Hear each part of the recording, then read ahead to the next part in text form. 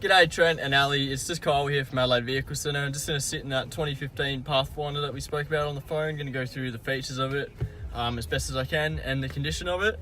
So we'll start off nice and easy. First of all, you got the big centre armrest here as well. Flick this up. Oh, it's multi-level. So you got the first little pocket here. Then under here, we've got a nice deep compartment. You've got some auxiliary inputs here, 12 volt power outlet there as well, and USB to the left. Just in front of that, we've actually got our four-wheel drive controls. So the car, it drives in two-wheel drive, as you can see most of the time. Just flick this around and you'll be in four-wheel drive mode. Indicated on the dash as well. So flick that back over. We've got downhill assist control here as well.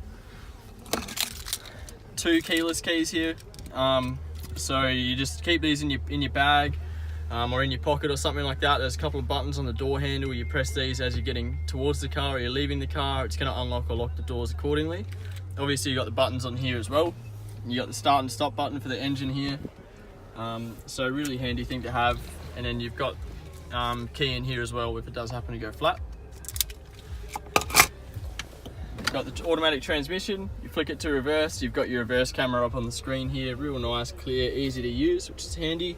And you've got control of the gears down to low gear here as well. Another two 12 volt power outlets tucked away under there. You may or may not be able to see.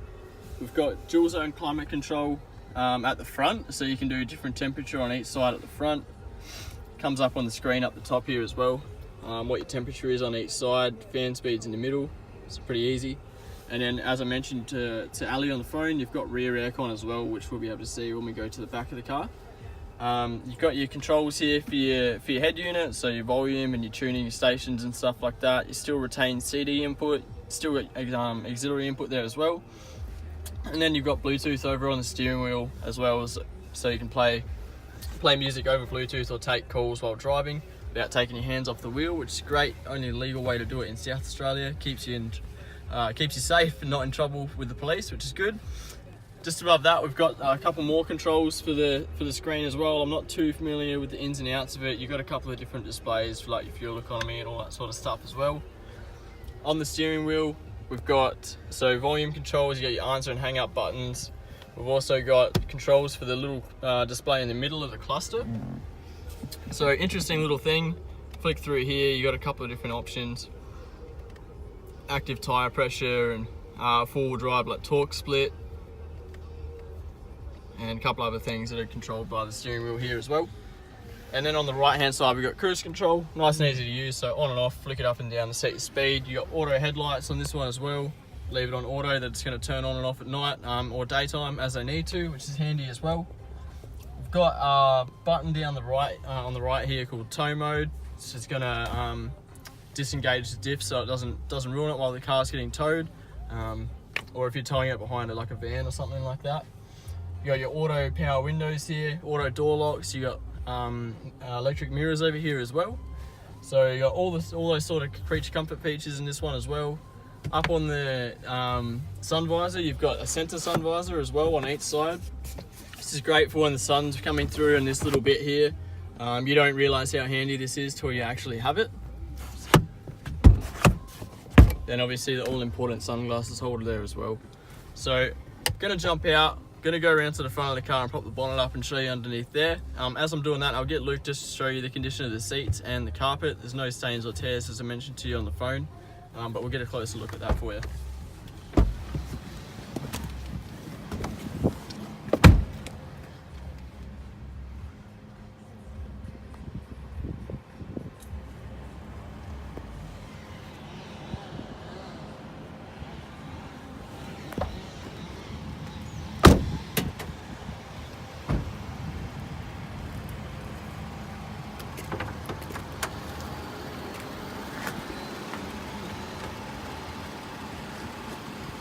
Under here, of course, we've got the V6 petrol motor.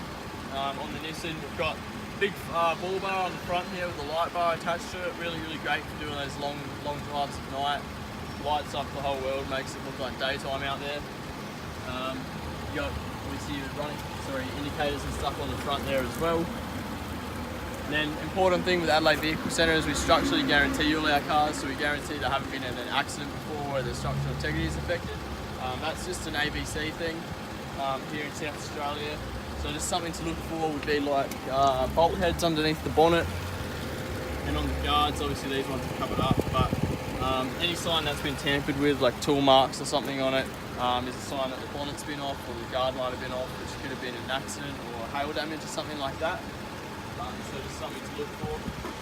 We obviously put the cars through the mechanic as well, make sure they're mechanically sound, and then get them detailed as well as part of the process. So coming down the side of the car, well, actually sorry, just on the bonnet, I mentioned to you on the phone, there was just, where is it, little paint mark just up here, so I just wanted to point that out to you. And yeah, down the side of the car now, so we've got pearl white paint, tyres got really great tread on them, which is good as well.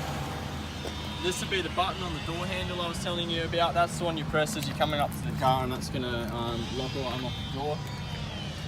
Come down this door as well. So in the back here, forgive me if it's a little bit hard to see, we've got the second row of seats. In the middle, just get Luke to go a little closer, you got your climate control settings for the back, so it's separate to the front of the car. And then these seats are pretty modular too, so you just flick them up, flick them forward as well, or pull them forward if you need to get into the back. They also fold flat as well. So we come around to the back of it. So you've got the tow bar fitted on the back, you've got reverse sensors on it as well. No marks or anything on the bumper or the tailgate that I can see. Up. So in the back, mind your head, Luke. We've got more rear aircon vents as well, so you pull the seat up nice and easy with these. This one's sort of sitting up. You've got your cup holders in the back, you've got a 12-volt power outlet in the back here as well. Puts a car fridge or something in for a long drive. And under here, first aid kit and a couple of tools, I think, for getting the wheel off and stuff like that as well.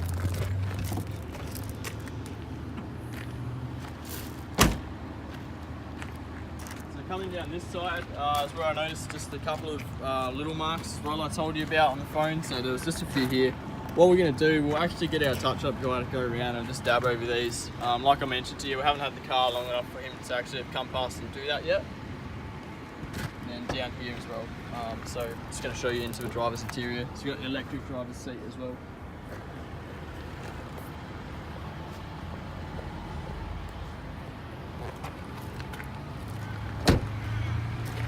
Just another little mark just there. Possibly the biggest one just here. So that's about it for the Pathfinder. So yeah, Trent and Abby, I hope that gives you a better idea of the condition of our car and the features it's got. We'll work on a replacement price for your car, and then hopefully we can come up with something. Thanks.